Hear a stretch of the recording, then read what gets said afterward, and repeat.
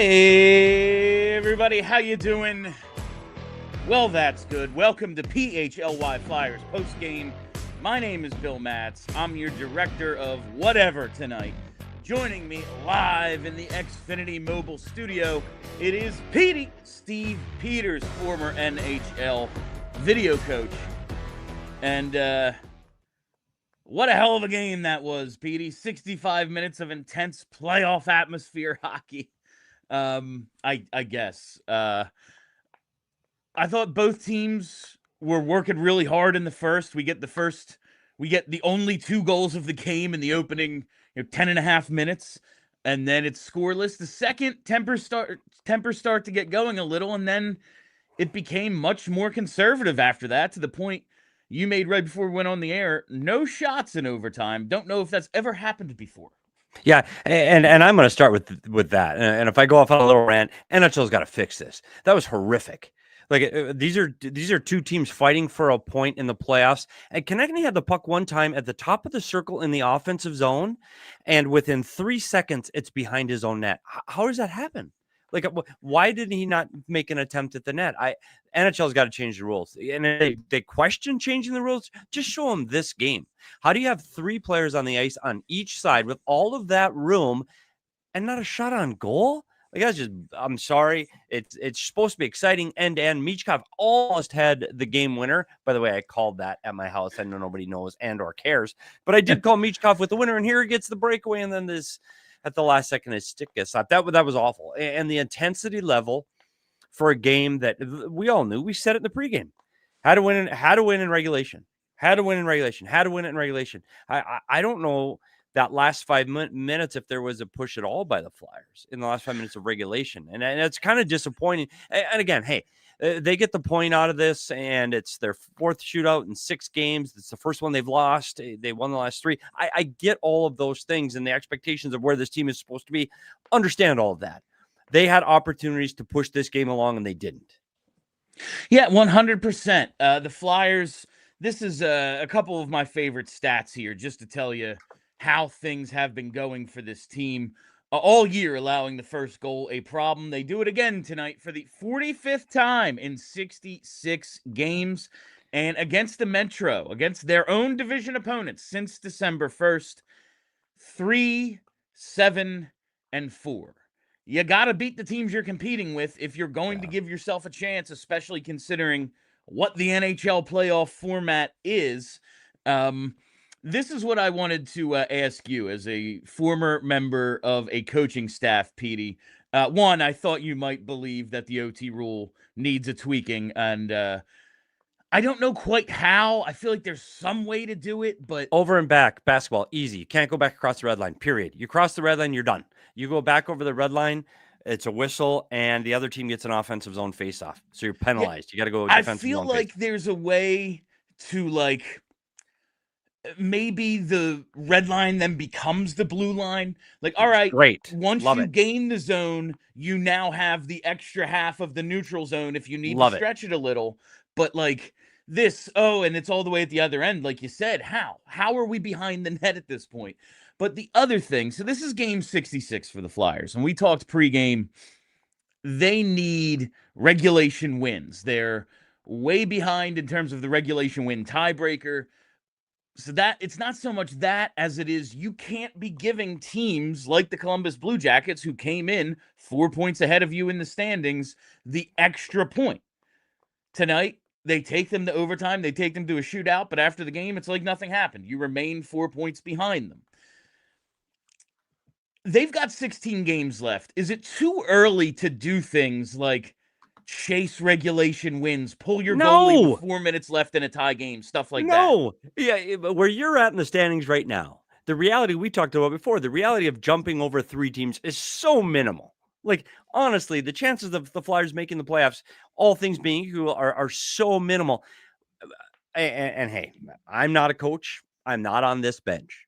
I'm not. And so what I'm going to say, if I get a phone call from somebody later, we'll see. But I'm going to say this. We said it before, I had to win in regulation, right? Yeah. 50 seconds left on the clock. I see Grundstrom on the ice. Grundstrom, Glendening, and Coots. Yeah.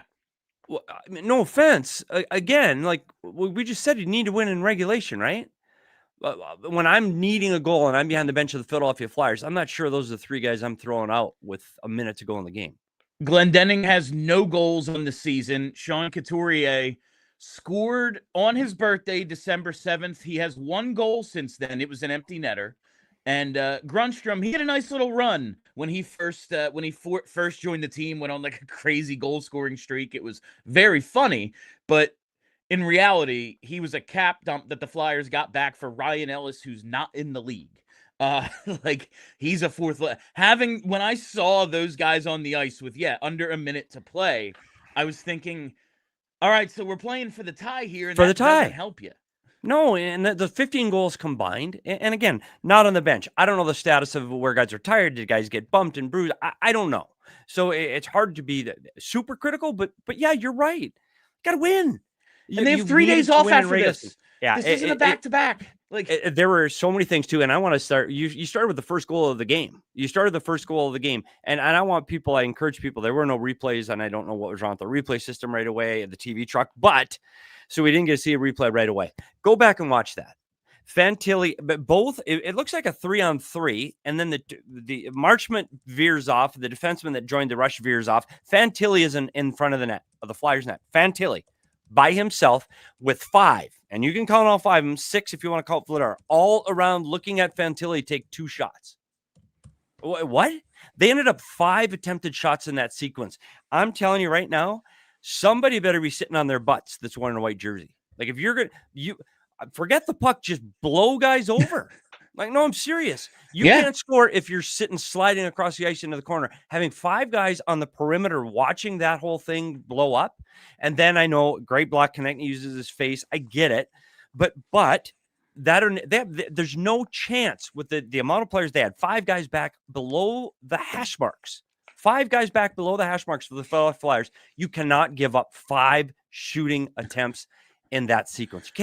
You can't. And so I know Vladar makes the first 2 or 3 saves. Yeah. And ultimately he gives up the goal. Not his fault at all.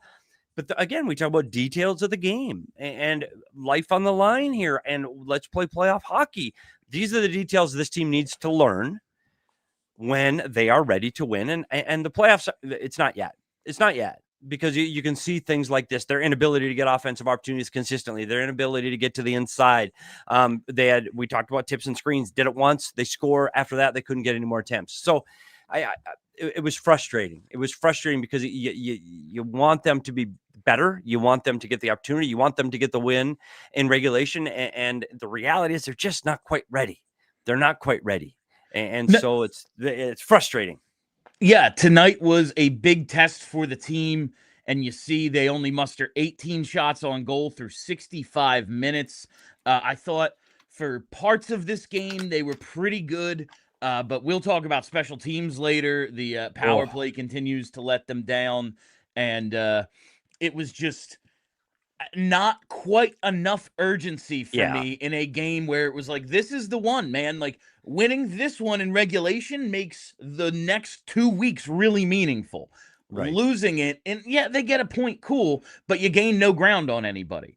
The team directly ahead of you in the division gets 2 points out of it. They were guaranteed 1 once you're playing for the tie, and that's just the way it goes. Just not quite ready is exactly how I would put it, Petey. Bill, and go ahead. I got to ask you this too. We talk about being ready to play and all of those things. This is the fifth time in 11 games that they had less than 20 shots on goal.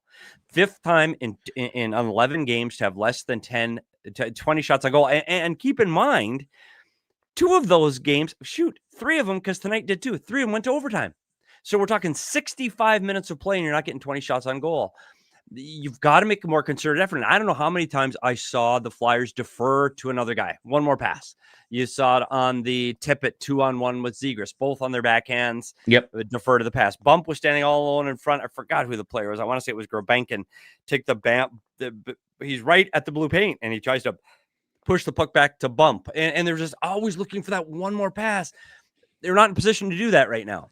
Everything has to go at the net, and this has been a shortcoming of this team pretty much all season, is their inability to get shots on net. But that's how you score.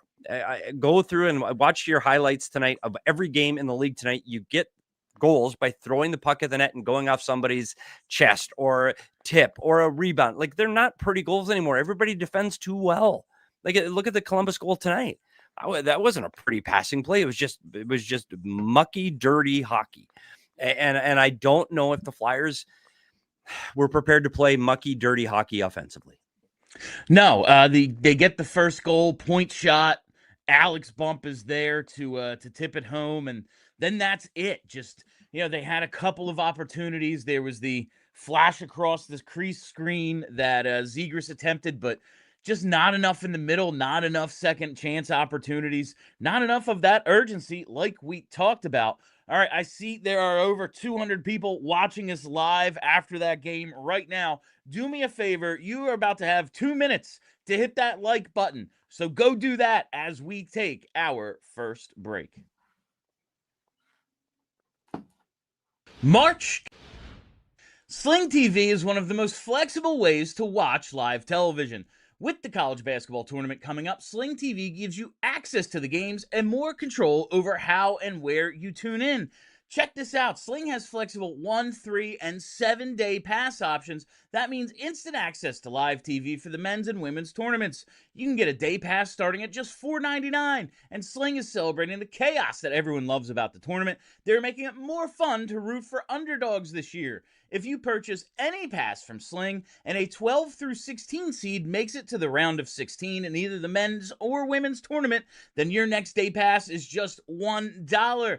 Get signed up at sling.com/underdog. If an underdog wins, then you win too. Live TV your way. Learn more at sling.com/underdog. No purchase required. To learn more and see full rules, visit sling.com/underdog. All right, listen up, everybody. You know how much I love my hats. I have an entire collection of them behind me right here on the set.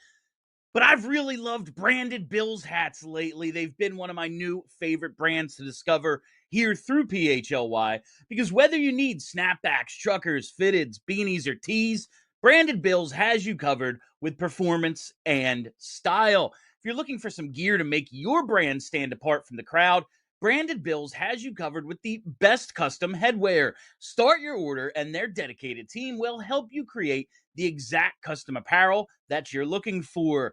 And we have plenty of Branded Bills hats right on our website. That's right. So head over to allphly.com and click on the merch tab to find exclusive Branded Bills merchandise. They have a partnership with Penn State as a part of their campus collection as well. So head to brandedbills.com and use code BBPHLY for 15% off your first order.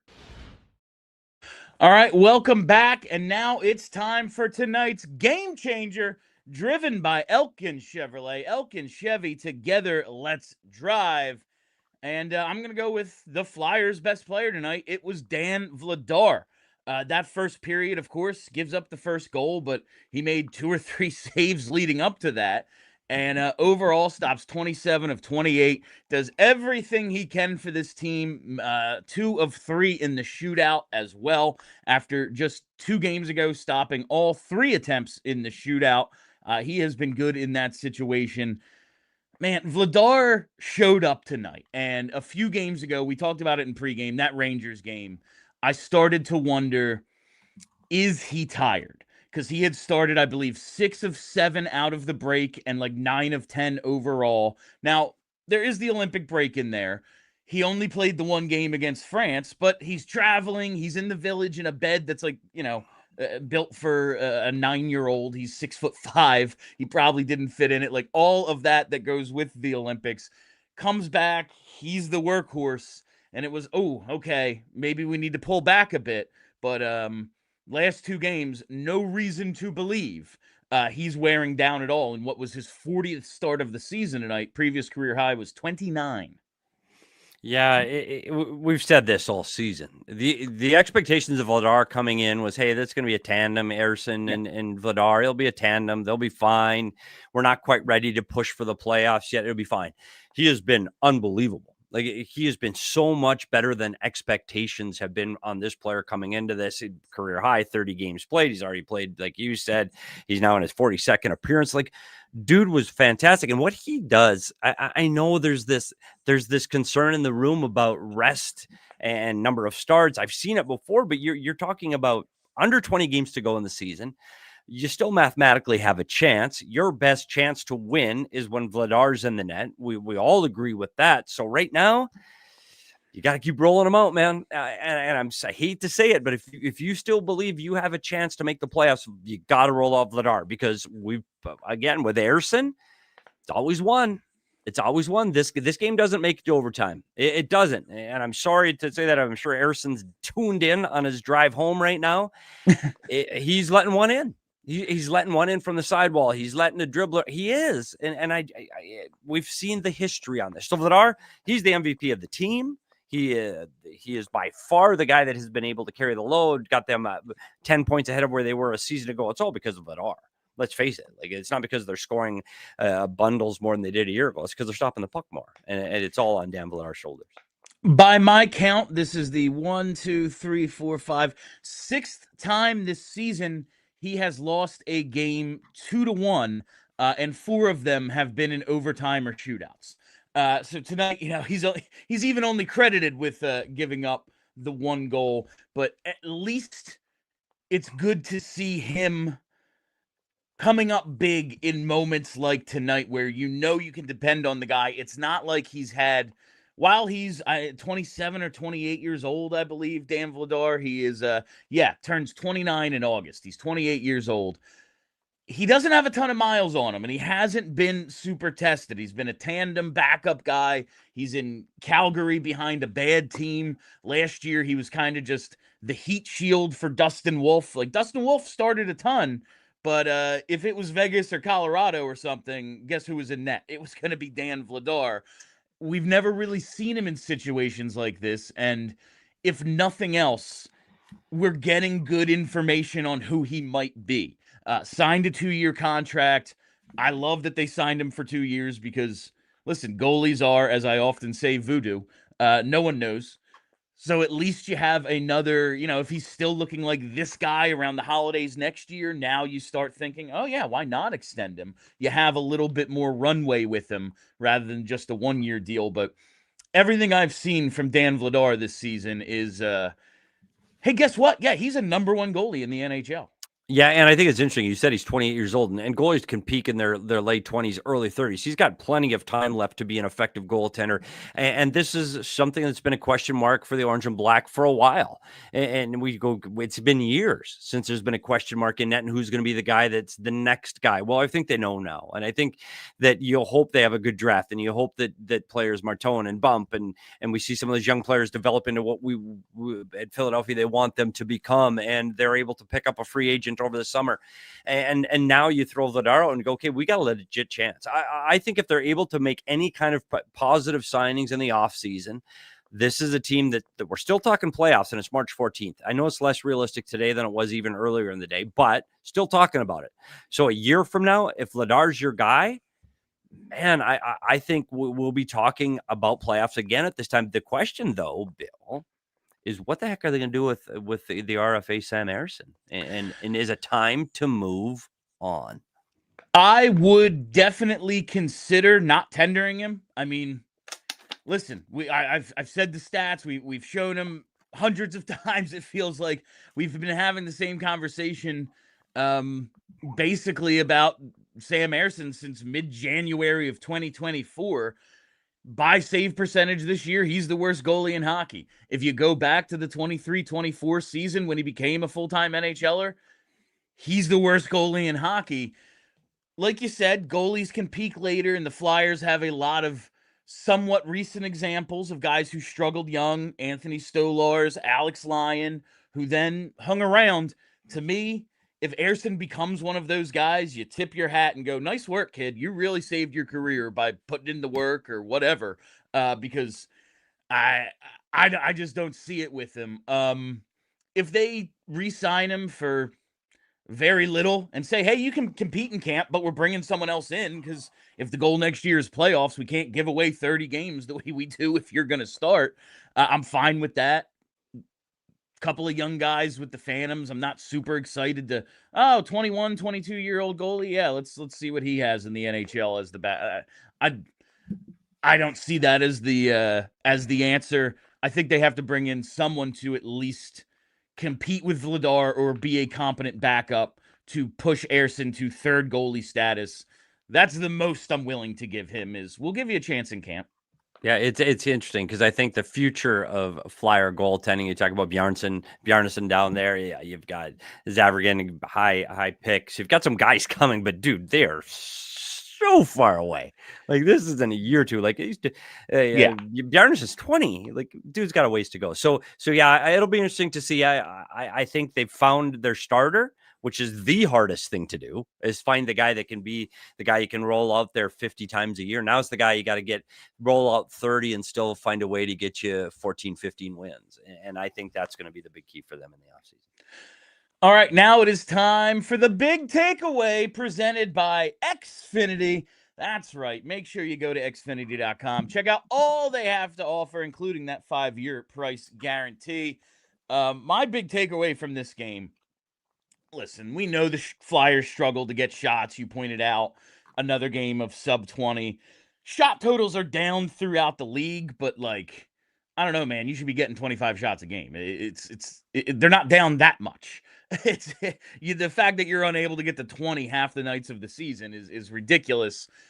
Maybe that factors into this, but I just continue to be astounded by how bad the Flyers are when they have more guys on the ice than the other team, Petey. They have a power play and are just completely listless, unable to score. And for a while, we were blaming John Tortorella assistant Rocky Thompson for the failures of the power play. His 3 years in Philly, they went 15.6%, 12.2%, 15%. Not great. Not great. In fact, the worst over those 3 years. But this year, the Flyers are at 15.2% after tonight. 29 for 191. They have over 3.5 minutes to start the third period of power play time. Thanks to Denver Barkey, who we'll get to in a little bit. And somehow, barely even threaten in those nearly 4 minutes. I just... You know what? As much as we spent a ton of airtime blasting Rocky Thompson's power play, Rocky Thompson never had Trevor Zegras. Like, he never had a guy as good as him handling the puck on the half wall. And still, they're so bad. Petey, this was part of your job, breaking down what a team is and isn't doing as a video coach. What the hell is missing? First of all, you're right. And this power play, it's frustrating to watch because I understand there are power plays that aren't able to score, and part of the reason is the opposing goaltender may be lights out, and you've seen him make save after save after save on a power play. They had 5 shots in 8 minutes of man advantage time. That is clearly not good enough. And what you see for this Flyers team, I think the best power plays have 5 guys working as a unit of 1. The Flyers have 5 individual units. Every guy's doing their own thing. When one guy gets the puck, expect him to shoot. I'm going to go drive to the net. I'm going to shoot. I'm the guy in front of the net. So, I'm not going to get in front of the net and screen. Go back and look at that. Like, if you want to score in the National Hockey League on the power play, get somebody in front of the net. Somebody big, somebody's going to hang out there, and somebody's going to dig around, cause problems for the goalies, and be able to retrieve pucks. Flyers get out of the way. You're not going to score if you get out of the way. There are not enough shots. You get 3 guys up towards the blue line. There's not enough movement, not enough puck movement, and clearly not enough shots on goal. Like I said this last year when we talked about the Flyers power play. I talked about it with Charlie O'Connor. It's the best power plays in the league have the best players in the league. When we're talking about 30 goal scores, they got 3 or 4 of them on the ice at a time. Flyers don't have that. They don't have those high end players right now. None of them. 0. So that's part of it. 2, you need a guy at the top that can run the power play, meaning he knows how to move and pass, i.e. watch Quinn Hughes and Makar. I know they're elite and different, but you want somebody that can move the puck and distribute the puck in a way that you can create. And then you need to have guys together for a long time, and you need to have them on the same sides at the same time, that they play every time, and you have to have that consistency and keep working at it. But most importantly, if it doesn't work, give somebody else a chance and say, here's your chance, kid. You want to be on the power play? You want more ice time? Then do something, produce. And I think that the Flyers are to the point, but well beyond the point of hey, it's time to give somebody else a crack at this, because clearly the 5 guys that are thrown over the boards first on every attempt just aren't getting it done. And so I think I want to say it's time. It's not time. It's past time. It's too late. You need to alter that and change some personnel. And then, Bill, you and I are going to run the power play. Shoot. Get the puck back to the point, walk the line, and shoot every time from the point, from the middle of the ice, period.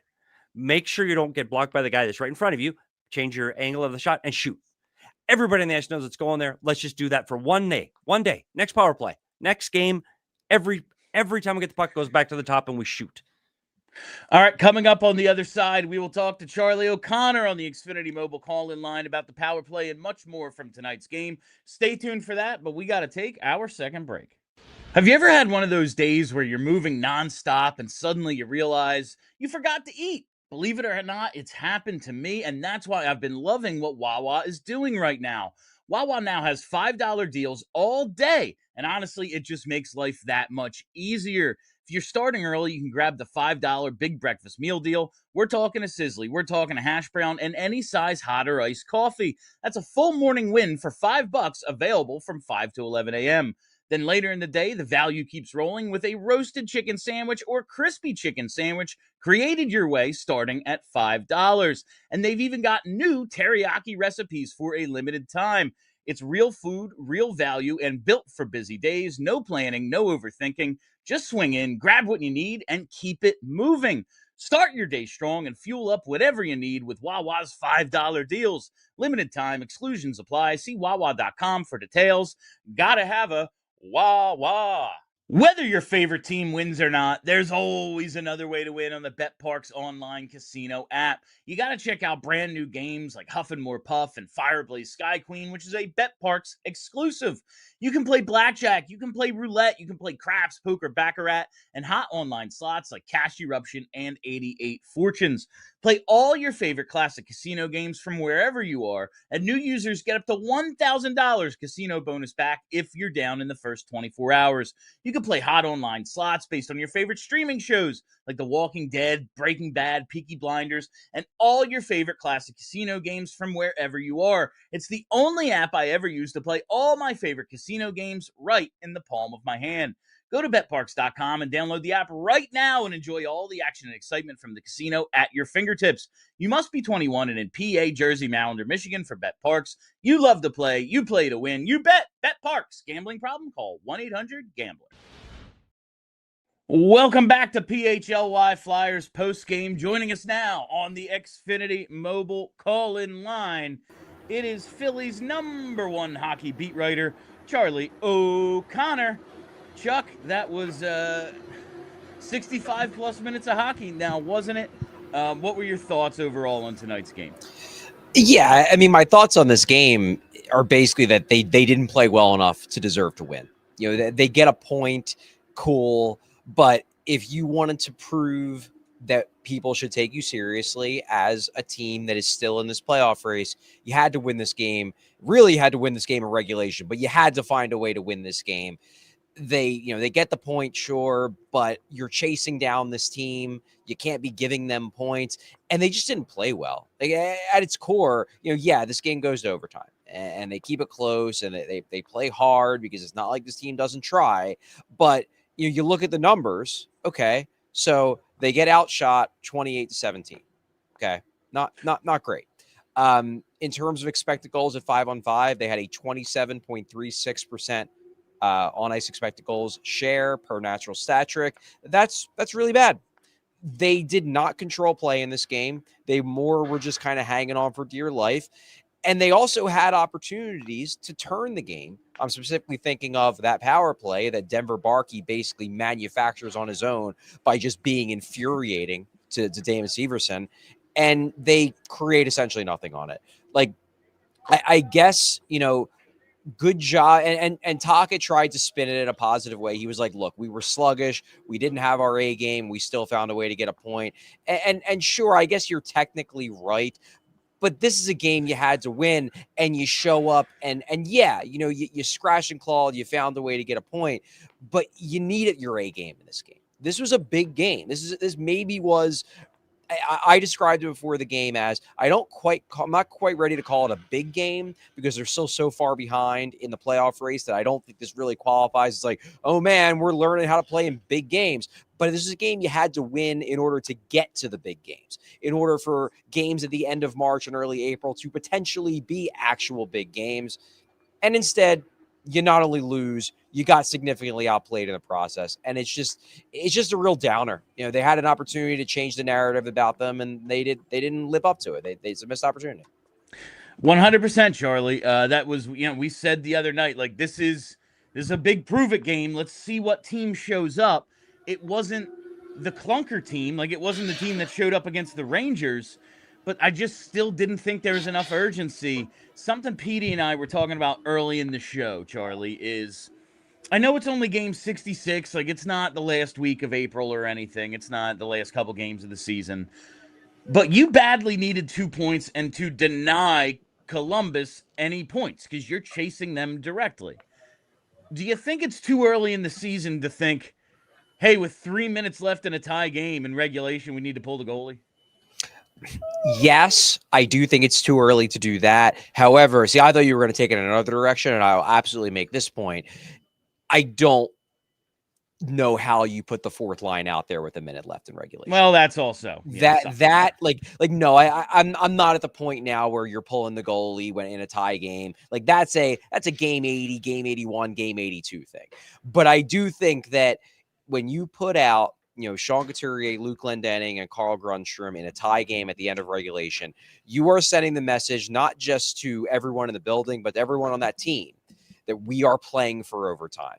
And I just don't think that was the right mentality when you can't afford to give a team you're chasing an extra point. Like, you got to take the risk. And yeah, maybe you lose it in regulation, but look, you're trying to make the playoffs. You got to take some risk. I strongly disagree with that deployment decision because look, like a line with Sean Couturier as a center is probably not scoring a goal.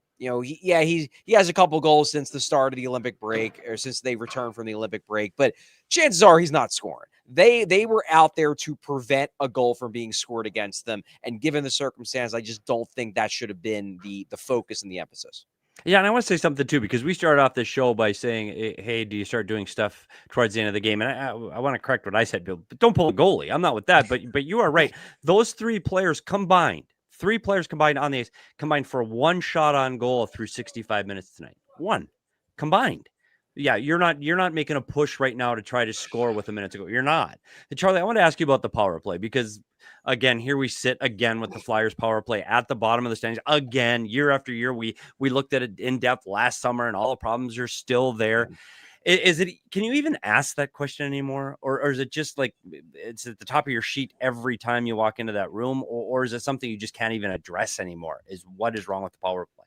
Yeah, I mean, you got to address it because it is their big. Like they have a lot of weaknesses. Don't get me wrong. Like, this is far from a perfect team, but that is the glaring one because the power play is just so bad. There was a little bit of a run in January into February where the underlying numbers were actually good. They weren't finishing. Now it's just outright bad. Like tonight, like they weren't creating anything. They were passing up shots. They were disjointed. They were struggling to get into the zone.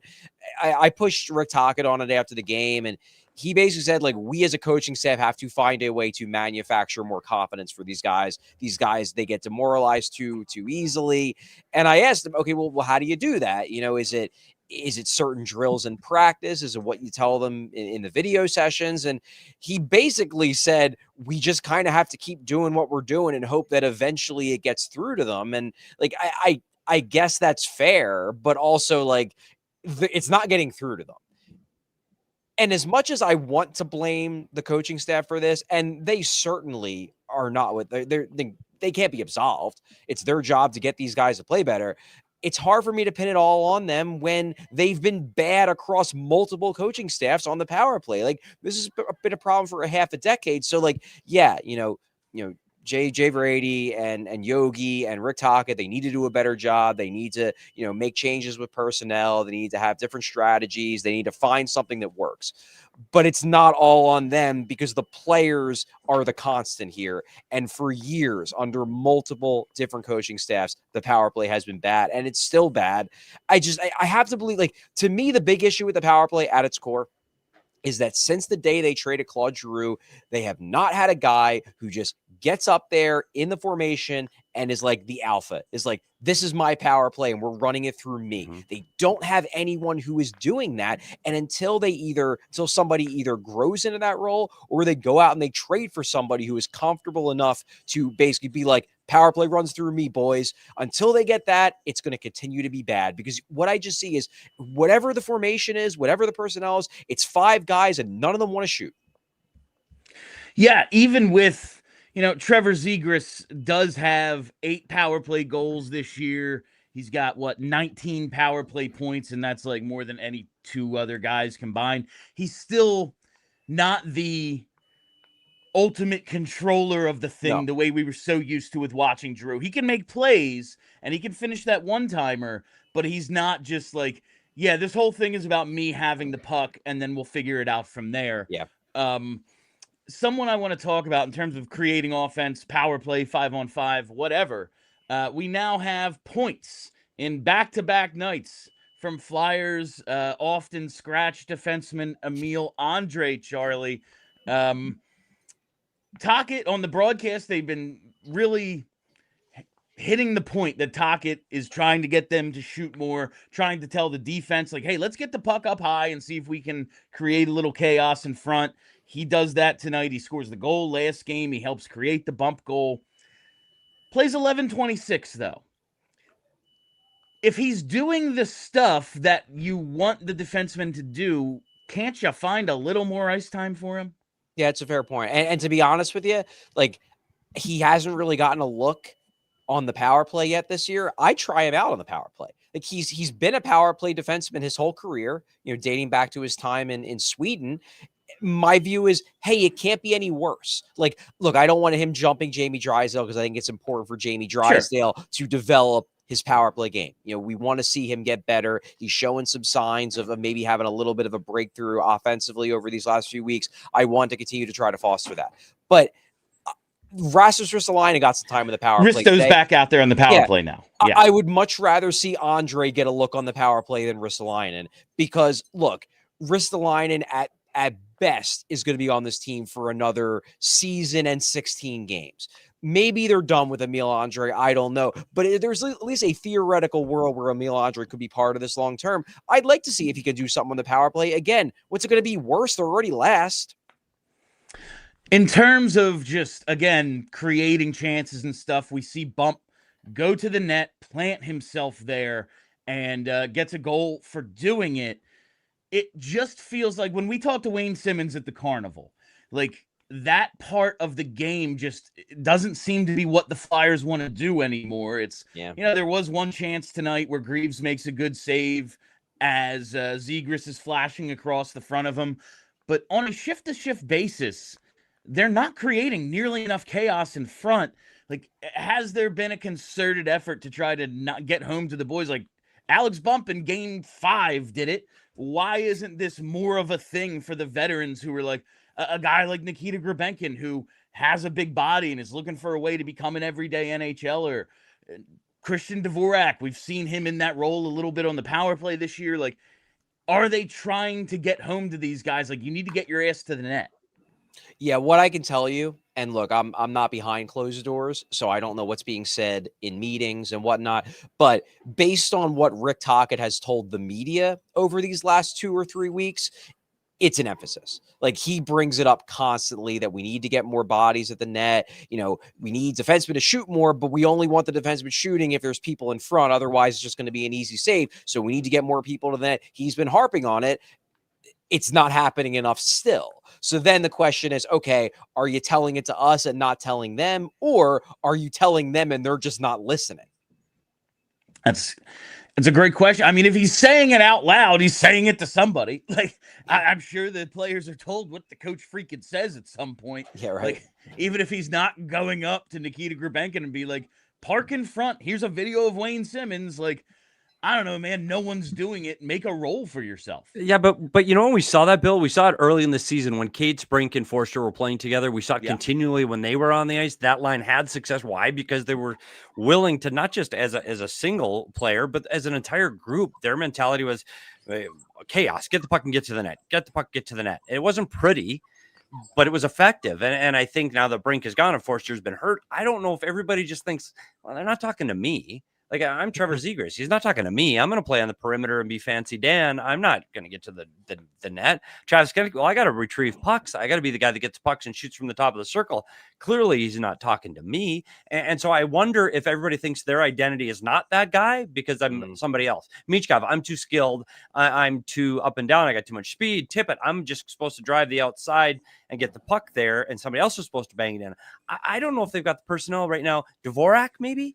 Is a guy that wants to get to that area of the ice, but I think that's part of the problem. Yeah, Petey, you might be right. I did want to point this out. This is something that I noticed in this game. I don't know how obvious it was on the broadcast. Like, I forget who it was in the locker room after the game. I think it was either Vladar or Drysdale. Basically, made a point that like a lot of guys are playing through injury right now. Travis Konechny looks banged up, man. Yes. Like there were moments in this game where I was like, he had the puck and he's carrying it through the middle of the ice, and I'm waiting for him to like hit the speed boost button, and there was just nothing. Like, he's got to be playing through multiple injuries because, I mean, there were times in this game he looked straight up slow. Yeah, and that's fair. And after getting shot in the face with that puck early on the goal, and there were a couple of whistles that you saw him linger on the ice a little bit longer. Like you're right, his legs may be gassed too. That's 3 and 4 for this team, and maybe that's part of it too. But you're right. I definitely could see him, and he's the spark they need offensively. I mean, 11 can drive the bus and put numbers up for this team. And you're right, he did look like he was starting to run out of gas as this one went on. He missed a few games last week. I think he missed 3 straight games, and I feel like for the last 2 months, every time Tocchet in his pregame availability is asked about the forward lineup, he's like, well, we got some game time decisions, so we'll figure it out when they get out there.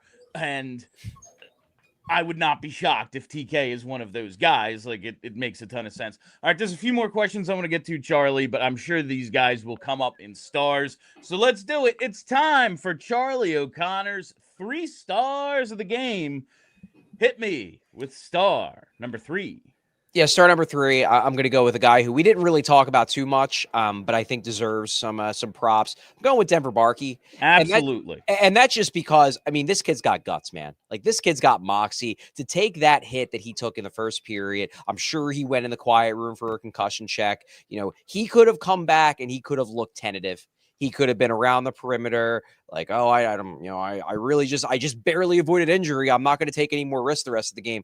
For him to blow up Severson the way he did, and then obviously, you know, goads him into not 1 but 2 penalties. Flyers should have scored on that power play, but hey, good job, Denver Barkey, getting that power play opportunity. Like, that just shows the kind of moxie this kid has. Like, man, this kid's going to be if he's not already, he is going to be a fan favorite for years to come. I really hope he's part of this long term because he's fun. 3rd star of the game, Denver Barkey. Yeah, that's absolutely one of the guys I wanted to talk about for a second, Charlie. I can't believe he came back. That just looked like he's done. And then he wasn't on the bench right at the start of the second. All the beats are like, yeah, Barkey's not back. And then I look up and JJ's like, okay, here's Michkov and Barkey coming up the neutral zone. I was like, oh, all right, so he's alive. And we talk all the time, you know, there are those penalties that teams will take, and it's like the PK unit has no problem killing this one. He took a good penalty, and they will go out there and kill it. I feel like that power play, I don't care how bad your power play is, Barkey doing that and then getting crushed with 2 cross checks again to get you 4 minutes of power play time. I don't care if you're at 1% for the season. That's the goal. That's the goal you score for that guy who's like, I don't know, 152 pounds getting his ass kicked all night. And he came out harder than anybody else in this game. 100% believe he should be one of the stars. Way to go. Who is star number 2? Yeah, star number 2, I'm giving it to the Flyers' only goal scorer, Alex Bump. I mean, was he fantastic in every one of his shifts in this game? No. There were times where he was invisible, but hey, he found a way to get the puck past Jack Reeves. He was the only guy who did it, and he did it as Petey pointed out, by going to the net, by going to the dirty areas, and then obviously it's a really high skill tip that he pulls off, but he's not in position to make that high skill tip play if he's not going to the areas where goals are scored. Alex Bump was one of the few guys who did that. He got rewarded. And, that's something where if you're the coaching staff, like that's the entire video presentation tomorrow. It's just like, see what he did. All of you other guys do that. This is a kid who's in his 4th NHL game and he's doing it. Why can't you guys? Yeah. Speaking of, this is just one thing I wanted to ask real quick about Alex Bump. I'm sure he'll be headed back to Lehigh for the playoffs, Charlie. Really doesn't feel like the Flyers will be making that postseason now. So we talked in December, there was the whole conversation about Zegras asking Denver Barkey to move in with him. Any talk about Alex Bump getting a roommate? They said on the broadcast tonight he's still in the team hotel. Right. Someone going to bring him in? Any talk about that? I have not heard anything, but I will keep my ear to the ground. All right. Just something, All right. And who is tonight's first star? I wonder. Yeah, this is a no-brainer. It was obviously Dan Vladar. He was great all game. One thing that he said after the game, and I was just like, God, I feel so bad for you, man. He was essentially asked, what could the guys have done, to get this win? And he was like, well, I could have made one more save, and then we would have won 1-0. And it's like, that's such a good teammate thing to say. But it's like, man, you are the one person who was not to blame for this loss. You should not be putting this on yourself. You were great. Yeah, this was the 6th time this season he has lost 2-1. 3 of them were in overtime. This one in a shootout. He's done everything he can do this year. Stopped, I think, was it 27 of 28 or 28 of 29. He was really good tonight, especially in that first period where the team, I don't know, just gave up for a couple of minutes. It looked like. Yeah. I thought one of the things too that he was doing really well in this game was obviously he was stopping the puck well. That's his job. I thought he was doing a really good job of covering the puck because there were so many times in this game where the Flyers looked out of sorts, where they were gassed, and Vladar was seeing the puck really, really well to the point where he just seemed to have that sixth sense for, the boys need a break. I'm covering this puck and I'm finding it. And if it's a 50-50, should I cover it? Should I not? I'm covering it. I thought he did a really good job of controlling the pace of this game as best he could. And that was one of those things where it doesn't show up in the stat sheet, but I really liked that element of his game. In addition to the fact that he was stopping a lot of shots. Yeah, he has been, unless something terrible happens in this final now, what is it, almost exactly 16. A month till the season ends? Yeah. I see him taking home the Bobby Clark Trophy this year. Oh, yeah. All right, that is Charlie O'Connor, Philly's #1 hockey beat writer, joining us on the Xfinity Mobile call-in line from the Xfinity Mobile Arena. We'll be back, Monday, Chuck? I don't even know our schedule. Yeah, we'll be back probably Monday. Probably I don't Monday. know. Until then, Charlie, you take it easy. Enjoy your Sunday. All right. Thanks, Charlie. All right. On the other side, we're going to answer all your super chats. Plenty more to come here. I still have to get to tonight's Unsung Hero as well. Stay tuned after this break. All right, Philly, I've got to shout out something awesome coming to the city. If you love boxing, live events, or just a wild night out, you've got to check out Team Boxing League when the Philly Smokes step into the ring on March 20th at the Fillmore. It's a rematch of last year's championship against the NYC Attitude. This isn't your typical boxing event. Team Boxing League is fast, it's high energy, and it's built for fans. It's team versus team, nonstop action, and the crowd is right on top of it. And the Philly Smoke, well, they're representing this city, so you know the energy is going to be insane. If you want to be there live, grab your tickets right now at teamboxingleague.com. That's teamboxingleague.com. Use promo code PHLY when you check out to score your tickets and get in on this amazing action. Again, March 20th at the Fillmore. Come out and support the Philly Smoke as they take on the NYC Attitude. Get your tickets at teamboxingleague.com and use promo code PHLY. It's time to make your home work smarter, not harder, with TrueMark. Because with a TrueMark Financial home equity line of credit, you can tap into your home's equity to handle renovations, upgrades, or whatever's next on your list. A TrueMark Financial HELOC Select gives you the flexibility to borrow when you need it on your timeline. You start with a revolving line of credit, use only what you need, and when you're ready, you can lock in all or part of your balance at a fixed rate for predictable payments. You only pay interest on what you use, and as you pay it back, that credit becomes available again. No reapplying, no extra steps. And with competitive rates compared to most unsecured loans and flexible repayment options, this could be a smart move for your home and your wallet. Learn more about TrueMark Financial's home equity line of credit at TrueMark.com or stop by one of their 24 branch locations to get started. TrueMark Financial is federally insured by the NCUA and is an equal opportunity lender, NMLS 404938. And remember, let's go Flyers! All right, welcome back to the PHLY Flyers post-game show. There are 250 people watching right now, and I can't see the like total, but something tells me there's not 250 likes. So get us to that number or else, damn it. It is now time for the Unsung Hero presented by Togo. Togo, the leader in operations outsourcing. Let Togo handle the work that gets in the way of your work. You call the plays, we execute. Togo! It's Denver Barkey. Absolutely, I thought he gave this team, other than Dan Vladar, maybe the best opportunity to win it tonight. Just simply by, one, they should have been inspired by the fact he came back because he got crunched on that boarding call. I thought the 2 minutes was right. I didn't think it was purposefully dirty, just kind of a bad situation. It's boarding. That's fine with me. But he comes back after leaving, lays a big hit on Damon Severson behind the net, and then draws two separate cross checks that both get called, which they must have been egregious enough because that never happens. Like, I feel like once the ref's arm goes up on a delayed call, it's the purge. But it was blatant enough. Maybe the ref was like, "You're doing this in front of me. This is just disrespectful. I'm calling both."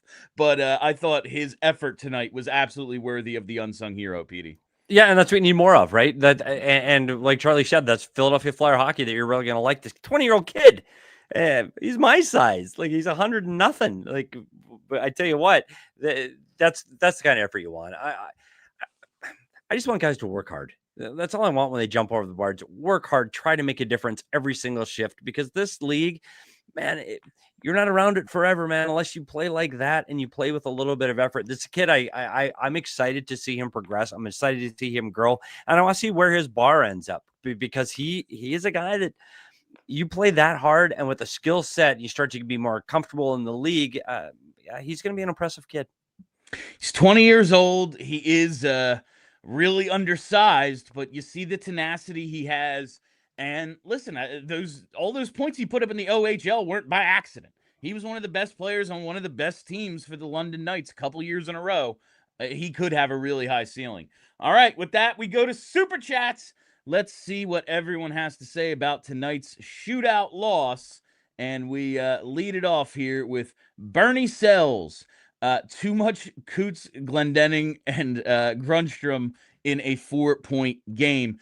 Yeah, this was a huge one, and man, it was, when I saw that, it was the exact opposite of how I wanted the end of the third period to be played.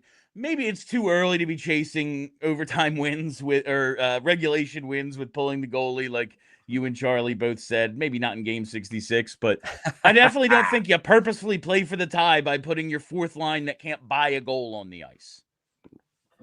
Next one here is from Sam Christie. Says, could have had Bill Zito and Paul Maurice. Eternal pain. Yeah, I remember the Bill Zito hype. We were all kind of like, hey, that would be fun.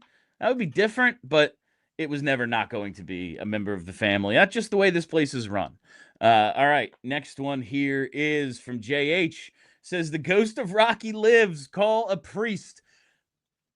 Petey, like, you as a former coach, you, I'm sure, have seen yourself, some of your coworkers, like, blamed for a specific failing of the team. You or your coworker is relieved of their duties, and then that problem continues. You got to sit there and go, I wonder who they're blaming now. Yeah, maybe it is funny though that you are absolutely right, because I've seen different coaches handle everything, PK, PP, and sometimes you look at a coach, and I'll say this, because they won't know who they are over 25 years. Sometimes you look and you go, huh? Like, what?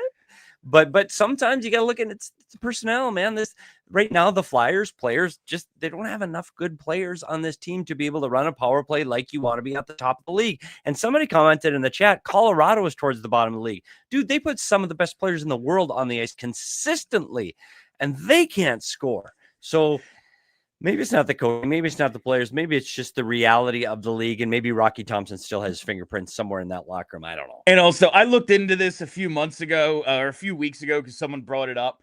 Yes, they have a bad power play this year, and even with that number, like over the last, basically since Cale Makar came into the league, they're like 4th in the NHL. They're having a bad year. Sometimes you don't shoot for a high enough percentage. All right, next one here is from JH. There were children at that game. Someone call CPS and report the decor for hanging Dan Vladar out and the forwards for missing so many empty nets. This team does love to miss the net. It is like we don't watch other teams closely enough, but when I look at the numbers, it's for the number of shots they actually take. They miss an absurd amount of just not even a shot on goal when it was you and the goalie. And we didn't even get a chance to celebrate the actual goal that really went in, because we didn't know it went in because it went in and out so fast. So we didn't even get that pleasure tonight on the one goal the Flyers did score. I like watching that. I was like, there's no way that didn't go in, but on replay, they see it and all is well. All right, next one here is JH again. Oh, and how did they miss that goal? Ref clown show. I will say, I think the Flyers benefited from a few. It's just the angle he's at, I guess. Maybe it looks like it hit the crossbar and not like the way it comes straight down and out. Like maybe it just looked from the angle he's at on the far side as if it had hit the crossbar. I don't know. It looked pretty. I saw one. Just from our angle, it was like that's obviously in, but I don't know. All right. Next one here is from D Phil 9. Watching a target coach team is about as fun as peeling my eyelids off of my skull. I'm sorry for everything I said about Torts. I was wrong. Listen, the rush-based offense was more entertaining. But at the end of the day, regardless of who the coach is, no coach is like, yeah, take 18 shots tonight. That's fine. Like, that's not his goal. I have been blaming coaches long enough, and I don't think Tocchet is without blame for this team. He's the head coach. The record goes on his name. But, like, no one is telling you not to shoot the puck. No one is telling you have a bad power play. Like, that's not what the coach is telling them to do. And the thing we say every day, Bill, is, again, just go look at the roster. Like, and I go specifically down the middle again. Dvorak, Zegras, Cates, Couturier. I mean, go around the league. Even Adam Fantilli's a star. Like, watch what happens when Fantilli's on this. Kirill Marchenko can make things happen offensively. Like, Philly doesn't have that jam right now. So in some of the times you can blame the coach. I'm not saying you can't blame the coach on how a team is playing, but sometimes you have to play the weapons that you have. And if this is the kind of team you have, I don't have guys that can motor up and down the ice. Maybe Tippett can, but I don't have a team that can play like that. So guess what? We're not going to play like that. If I don't have Connor McDavid and that kind of a team, I'm not going to play that run and gun offense because I don't have the players to do it. So I think you can blame the coach for some things. We talked about the fourth line being out there in under a minute ago. Yeah, have at it. All fair. But to say that this team isn't fast enough, exciting enough, doesn't generate offense, sometimes you got to look at the roster and go, hey, man, we're just trying to muscle through this until we get some of our younger guys developed enough to be the team that we want to be, and they're not there yet. Yeah, they're just not there yet. They need, the Barkeys and the Bumps need to learn the NHL. Michkov needs to not be in a sophomore slump. And Porter Martone has to get here. And only then may they have enough up front after some additions this summer that we can say, all right, this should be a top 15 scoring team. They should be better offensively, but they have nothing close to what they need to be like a true contender offensively. And with that, we go to overtime. Make sure you go to allphly.com to finish watching tonight's program as we wrap up the super chats here. I believe we have one or two more. Let's see. Next one is 3 more. Wow, look at that. David Shub weighs in. Theory, too much bad power play scar tissue. Trade players and picks for Robert Thomas, rotate in new D, and reset the muscle memory. You bite the bullet and risk it. The problem with trading for Robert Thomas is they want one of Michkov and Martone. And listen, if they weren't going to do it for Quinn Hughes, I don't think they're going to do it for Robert Thomas. And also, look at the Blues. They have Robert Thomas. They're not good. Like, we need a Robert Thomas and some other stuff. Like, yeah, sure, get Thomas, but I'm not giving up Michkov and Martone because we're not a Robert Thomas away. We're Robert Thomas and like 3 other guys away, too. All right, next one is David again. The D really looked soft tonight. Blue Jackets took liberties. Yeah, I was a little disappointed in the response after Barkey got boarded. I will say I think they may have been changing, so there was like actually no one in the area, because I think then Nick Seeler got all nuts about it, but like he's got to come from, all the way. It's the first period. He's got to come from the D door all the way down. So I was a little disappointed, but I need to see the overhead if anyone was around. But I just think they did a really good job of forechecking the Flyers tonight, and Flyers just didn't do enough to keep the pucks they had on offense to stop the forecheck. Next one is David again. Agree the centers on the team are in fact meh. Yeah, they are. That's meh is at best. I mean, their best center is Christian Dvorak, who tonight scored his 39th point to set a new career high. I mean, that's your best center.